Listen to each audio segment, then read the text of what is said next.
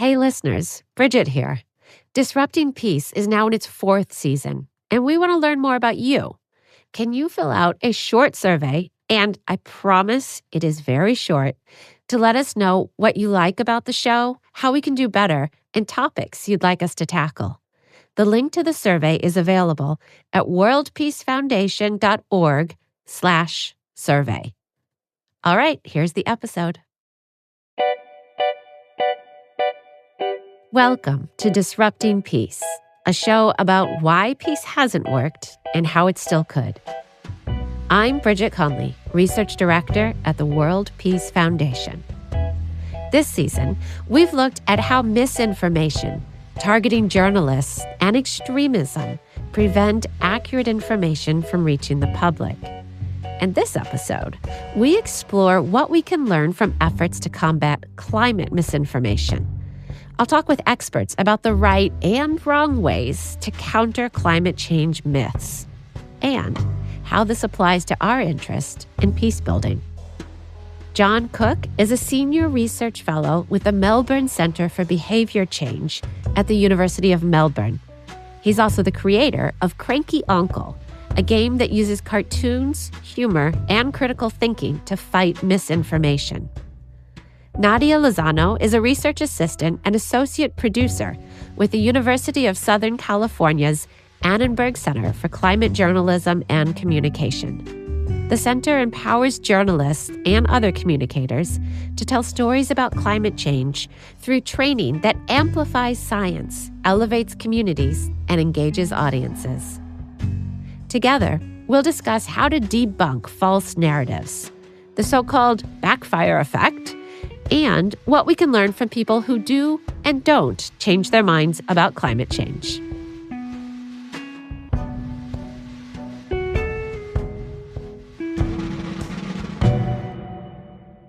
Nadia, John, welcome to Disrupting Peace. Thank you for having us. Thanks for having us. So to get us started, I want to ask how you got started on this topic. Nadia, how did you become involved in climate change issues? I was going through a lot in my personal life, struggling to find purpose. And, during the pandemic and in the years after that, I was spending a lot of time outdoors. And I think it really made me realize that nature itself had given me so much and that I needed to find a way to give some of, my skills, my knowledge, my work back to it. My journey to climate change was completely separate from my journey to working in misinformation. My first job out of college was with a nonprofit called Internews. On my first day there, my new boss came over and she goes, "Well, here's your portfolio." And it's just 2 countries and they are closed spaces in Latin America. Countries where access to information and the free flow of information was limited, restricted, or just not accessible at all. And the projects that we were working on at the time were going to be about misinformation and disinformation in these spaces. This is 2019, 2020 comes, and we're starting to see this disseminate into public health spaces and safety spaces. And it really starts to become clear that this is an issue that not only affects us all, but can be extremely dangerous. Yeah. John, what about you? How did you start getting involved in climate change, especially around communications? For me, climate and misinformation did start together at the same time. But the way that it started was through getting into arguments with my father-in-law. So we would have family get-togethers. He would start throwing these arguments about how climate change was a conspiracy or it wasn't real. And my initial motivation was, I don't want to lose an argument with my father-in-law. And being an Uber nerd, I started creating a database of all the potential arguments that I might hear and what the peer-reviewed science said about each one. And eventually I realized that other people probably have family members that they get into these kind of conversations with, and they might find this a useful resource as well. So I cleaned it up, organized it, and published the website, skepticalscience.com, which was a list of all the most common myths about climate change and what the science said about each of them. And then a big turning point for me was a couple of years after starting this website, I got an email from a cognitive scientist sending me some psychological research on how to debunk misinformation correctly and effectively, and learning that I was doing it all the wrong ways. John, when you first got started, what were some of the things you were doing wrong? So in my defense, the things I was doing wrong are very common techniques used by fact checkers. The main thing I did was put all the emphasis on the myth rather than the facts. So when a debunking leads with the myth as a headline and emphasizes it in a clear, concise, strong way, and then there's a long factual explanation underneath it, people can come away just remembering that strongly communicated myth and forget all the details about the facts. And so over time, then they just believe the myth even stronger than before they read the debunking. There's a lot of good that comes out of being wrong sometimes if you learn from it. So we'll get into what is effective, and maybe eventually you can also tell us who's winning the arguments now with your in-laws. So why is there climate change misinformation? How does it get out there? Why does it even exist? So there's a whole range of different climate misinformation arguments, but every argument ends with the same conclusion. It's not real, therefore we shouldn't act. The solutions won't work, therefore we shouldn't act. Climate misinformation is about delaying climate action and maintaining the status quo. Regardless of the arguments, which shift and ebb and flow over time, the end goal is always the same. Probably the most common category of climate misinformation has been, and still is, attacking climate scientists and attacking climate science in general and trying to undermine public trust in science. And so now I want to move into what works to counter misinformation, especially with everyday people, which is more, John, where your work is. And then Nadia will get into what works to train people to be better communicators about climate change. So, John, in your work, what works? What works to counter misinformation with sort of everyday people? Yeah, after I got that email from that cognitive scientist pointing out all the ways that I was doing things badly, that really set me on the path of researching effective ways to counter climate misinformation. And the technical term is called logic-based inoculation, but it's basically explain the techniques used to mislead. When people learn the tricks used to deceive them, those tricks lose their power over them. Once you teach someone how to spot a misleading technique, it not only works on a specific myth that you're targeting, it can work on other myths, and it can even work across topics. So can you give us an example of what is one of the most common sort of logic structures that you work to diffuse? Well, the first myth that I debunked in my PhD research was the climate myth about the Global Warming Petition Project. This is a website that features 31,000 science graduates who've signed a statement saying that humans aren't disrupting climate. In the case of the 31,000 signatories, it was anyone with a science degree. Only like 0.1% of the signatories had any expertise relevant to climate change.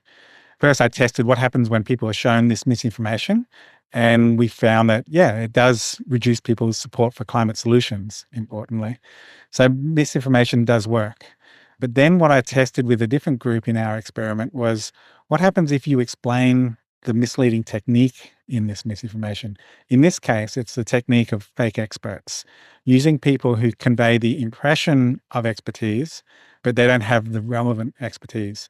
And so we found that when you explain the fake expert strategy, then you show them misinformation that uses the fake expert strategy, that misinformation no longer works.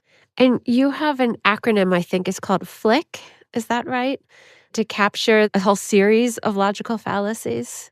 Yeah. So FLICK is an acronym short for the 5 main techniques of science denial. They stand for fake experts, logical fallacies, impossible expectations, cherry picking, and conspiracy theories.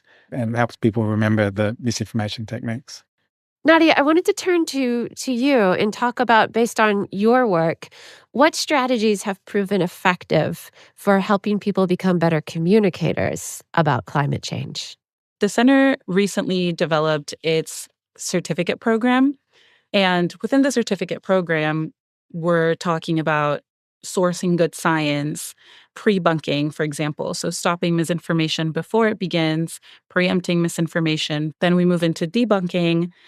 where we essentially use sort of like a fact sandwich. We state the myth, we explain why this is misleading, and we provide correct factual information. And then we go into refutation. We really emphasize the fact that people shouldn't be afraid of backfire effects. Can you explain that? A lot of climate communicators tend to be afraid that perhaps if they're not well equipped with all of the facts and all of the science to refute somebody's claim, then they're just going to strengthen their original position, which was probably misinformed in the first place. But that has a very low chance of happening. It's kind of a low possibility. And it, in fact, opens doors to new conversations for all communicators. We emphasize knowing your audience. What are their motivations? What are their attitudes? What are their emotions and identities? What are some common misconceptions that these groups and these identities hold? And really empathizing with the audience that will be reading the message before you craft the message, and kind of steering away from both sidisms or addressing both sides of an argument. Both sides of an argument is really more for opinions, not for science. So, what have you learned about the best way to get information to people? If people aren't present in traditional channels, where do we meet them? Where are they getting their information? One of the things we talk about in the certificate program as well is how do people decide in this day and age what to trust? And we're seeing more and more that people trust their social media communities, their social media bubbles. They're more likely to trust something that was posted by a Facebook friend versus something that was posted by the New York Times, for example. So I hear a common thread through both of your responses, which is that you don't lecture people or go in trying to win an argument. But John, even the language you use to inoculate people, right? It's to give them something that hopefully they can learn to use and that's meaningful in their lives. Yeah, first time I heard about the backfire effect was when that cognitive scientist emailed me and said, if you debunk badly, it could backfire. And that really it horrified and scared me because I thought, is all the work I've been doing been making things worse? But in the decade after that, a lot of research has been done trying to find out whether countering misinformation does actually backfire, and it doesn't replicate. Like it's really difficult to find actual real backfire effects. Really, the greater danger is leaving misinformation unchallenged. Sometimes it can just be valuable just to send that social signal that you care about this issue of climate change, and that can matter. That can actually matter more than all the facts and the logical fallacies and all that stuff. And so for both of you, and John, I'll start with you. Do you use these strategies in your personal life? So I don't know if it's your father-in-law comes back into the story here, but the idea of trying to either use an attachment or the logical fallacies to counter arguments. Do you find that it works when you're directly engaging with someone? It can and it cannot, depending on the person, I think. So I learnt from my father-in-law that some people whose beliefs aren't based on evidence can't be convinced by evidence. And some people are so firmly entrenched that they can't be convinced by anything. Other people, and now I switched to another family member, my own father, was also skeptical about climate change. We had years of arguments about climate change. And then one day he suddenly told me that he accepted that climate change was real. And I was like deep in my PhD at this point, and I kind of dropped off my chair and then I thought, this is my chance for a Jane Goodall moment. I can kind of sidle alongside him and try to find out what happened under the hood. So I asked him, what changed your mind? And he said, nothing. I've always thought this. And so Wow. I realized, okay, he was really in denial about his previous denial. I think what had happened was just the conversations we had, sending that social signal. I think that had an effect. And then when he learned that he could actually make money by putting solar panels on his house. So he was actually making a profit every time the electricity bill, like you would get credit rather than a bill. And I think him changing his behavior came first, and then his beliefs shifted to kind of match his behavior. You don't always have to change someone's beliefs and then their behavior changes. It can happen in either order. So yeah, I think that there are multiple avenues to helping people transition to accepting climate change and also behaving in a more pro-environmental way. Nadia, what about you? Do you use these techniques in your life? Yes, but it depends on the challenge that you're facing. If the challenge is more about facts, I'm going to be completely honest, I've lost the will to try to convince someone that science is real. But I think that there are a lot of other reasons, other challenges that we see that come up. For example, when people are motivated to reach a conclusion based on preference and not based on accuracy. And usually those preferences are attached to political identity or social identity. And I think that when the challenge you're facing is more of that nature, it can lead to a more nuanced conversation with the other party, to where if you're both able to approach it from a space of compassion, openness, and curiosity, it could lead to a lot of learning. It can for sure lead to the desired outcome of perhaps convincing someone that a specific issue is real. So I wanted to move out a little bit. Like we've been talking mostly around changing opinions at the level of individuals, but I'm curious how these efforts to educate people, how they work differently if you have leadership that's really myth perpetuating. And I'm thinking now, obviously, about the US, where the current administration revoked the scientifically proven fact that climate change is a threat to public health, right? Actually revoked it. And that clears the way for ending regulation of greenhouse gas emissions. Does that make these one-to-one engagements a lot more difficult? Or how do you view the hierarchy of who's influencing whom? Let me start off with some good news. There was actually a survey that Yale did a few years back, and the results that they published said that 73% of Americans still believe that climate change is real, and 60% of Americans believe that it is at least in part caused by humans. And so that kind of, gives us hope in a way that these beliefs are not completely non-existent, right? However, in the US particularly, there's a lot of societal division. It's really become entrenched with identity politics, to the point where you either identify as a supporter of a certain political party or a supporter of a certain leader, or you do not. And whatever belief is espoused by said political party or said leader then must become your belief for you to find belonging in this group. We are really losing our ability to sort of extricate ourselves from those identities, and losing our ability to engage with people on the other side of the aisle when it comes to issues like climate change that perhaps are traditionally associated with the left or, with more progressive movements. It becomes really difficult to make people understand that this is an issue that affects us all. It is really not a political issue. And it becomes really hard when there are vested interests that are manufacturing doubt and saying things like climate change is a hoax and, posting images of penguins in Greenland. Yeah, and Nadia, just to clarify for audience, how many penguins are there in Greenland? Absolutely none. Zero. Thank you. Thank you. John, the view from Australia, I think you've gone through a number of shifts and you've probably seen differences.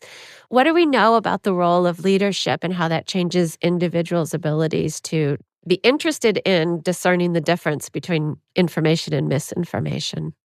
Yeah, leadership is incredibly important. The Yale research you mentioned, like that same team also found that the biggest driver of public opinion about climate change was what they call elite cues. In other words, what our political leaders say. And other studies have found the same thing. So what leaders say is incredibly important. And that's in normal conditions. I don't think we're in normal conditions at the moment because now it's much more structural and they're actually defunding climate science research or repealing like the Endangerment Act by the EPA. And these have much more concrete, tangible negative impacts. Are there any insights from Australia or from over the time that you've been working on this issue? Having lived in both countries, like the way I characterize it is Australia is a lot like US, but with the volume turned down. So it's just there's research that has looked at the degree of climate polarization across the world. And the US is highest, Australia is second. And interestingly, like our last election, the Australian populace really pulled away from conservative politics and delivered a landslide victory to the left-leaning government. The climate denial coming from the Conservative Party, it repelled Australians. And so, like, climate change has been an ever-present issue in Australian politics for several decades now.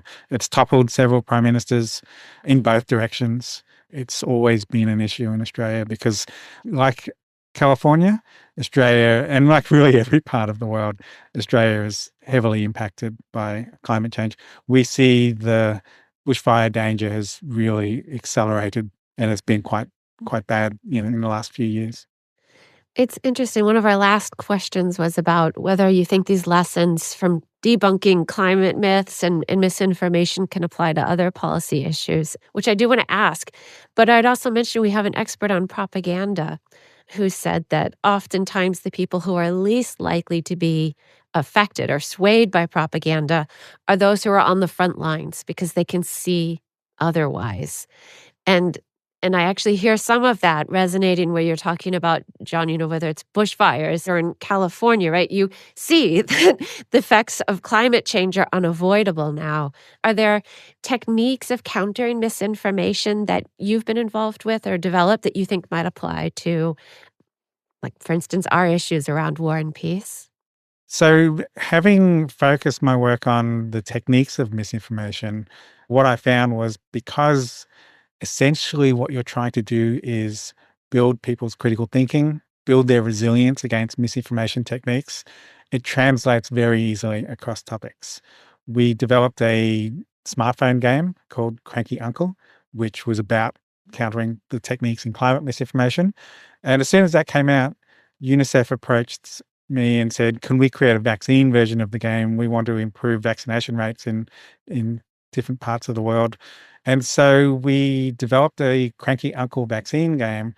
8 of the 10 fallacies that we used in the vaccine game were already being used in the Cranky Uncle game. When you explain the techniques of misinformation, that can translate across topics. And so that's another reason why it's quite an attractive strategy against misinformation. Yeah. Nadia, do you have any examples that cross the line and are effective in both the realm of climate change and then also possibly other areas? Yes, the issues that we see with mis and disinformation tend to be the same across the board. So things like denial, doubt, and resistance, we are all susceptible to these. And doubt and resistance specifically can be way more common than people think.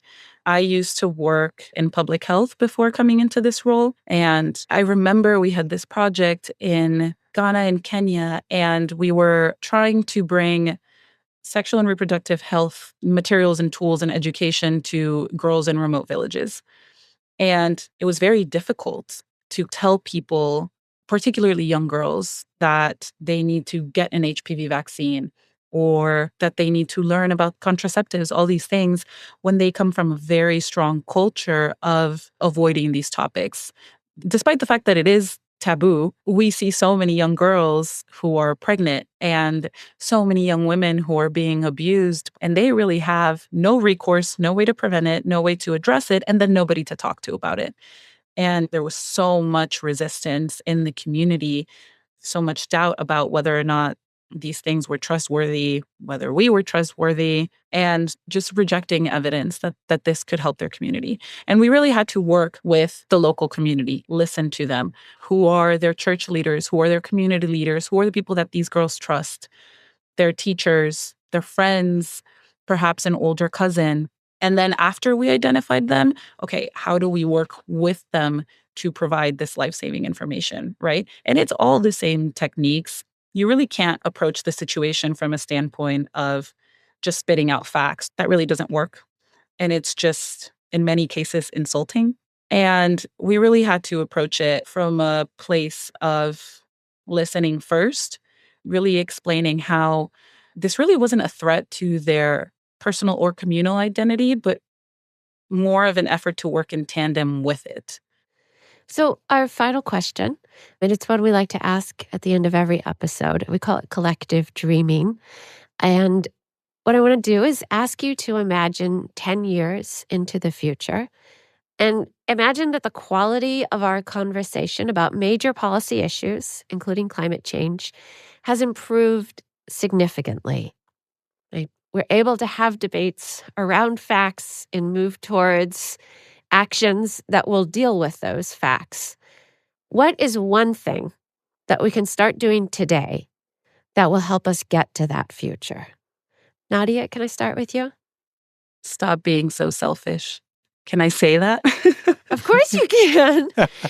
Explain that though real quickly. What do you mean? I just think that we've gotten to a point where if a certain solution doesn't immediately benefit us in a tangible way, we immediately resist it, push it away, discard it.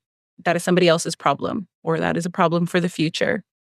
And I think if we all just approached not just climate change, but any of these extremely divisive issues that we're seeing today with just a tiny bit more compassion, empathy, curiosity, we would make strides and we would really be able to achieve at least a small percentage of that ideal future that we're envisioning.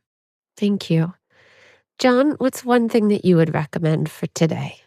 The one thing that I would suggest to people, just the one very simple thing, is just open your mouth and talk to people about climate change. You don't have to be an expert. You don't have to know all the climate facts or all the logical fallacies or all the possible arguments you might hear from your cranky uncle. You just need to communicate that you care about this issue and why do you care about it. And the reason why that can make a difference is because ultimately, to solve climate change, we need to transform society. We need to build social momentum. And if people are self-censoring, being quiet, not sharing how they feel about climate change, we won't get that social momentum. It's a very simple thing, but it's one of the most powerful things you can do is just start talking to people about climate change. Nadia, John, thank you very much for joining me today. Thank you so much for having us. It was a pleasure. Yeah, thanks. It was great talking to you both.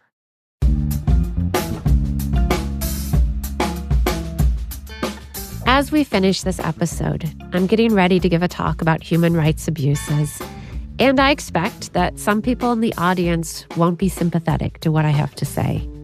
I've been squirreling away facts and triple checking that my arguments are airtight, which is, of course, really important to do as a researcher. But what I hear John and Nadia saying is how important it is to also clarify why I care about ending violence and protecting civilians. I need to remember that the win isn't crushing opposing views. It's adding to momentum for sustainable policy changes. At this moment, when the information ecosystem is under attack, we all need to keep our eyes on that bigger prize.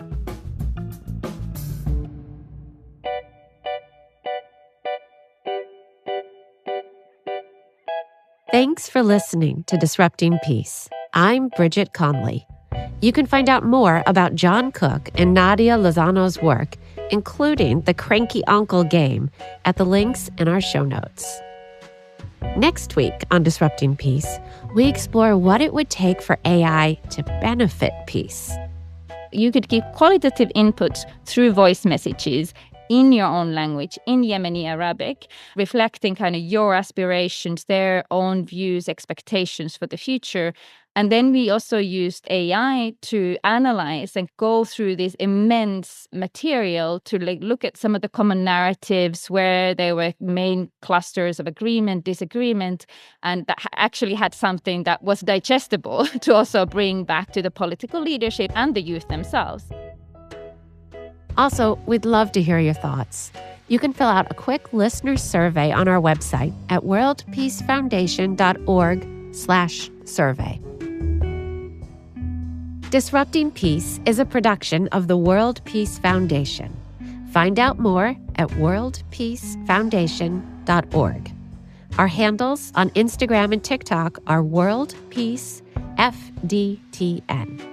This episode was produced by myself, Emily Shaw, and Ben Montoya. Engineering by Jacob Winnick and Asia Simpson. Marketing and social media by Kaylin Song.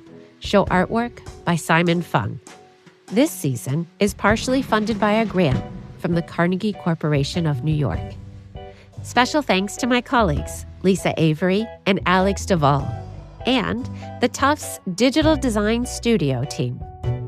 Okay, until next time, stay skeptical and hopeful.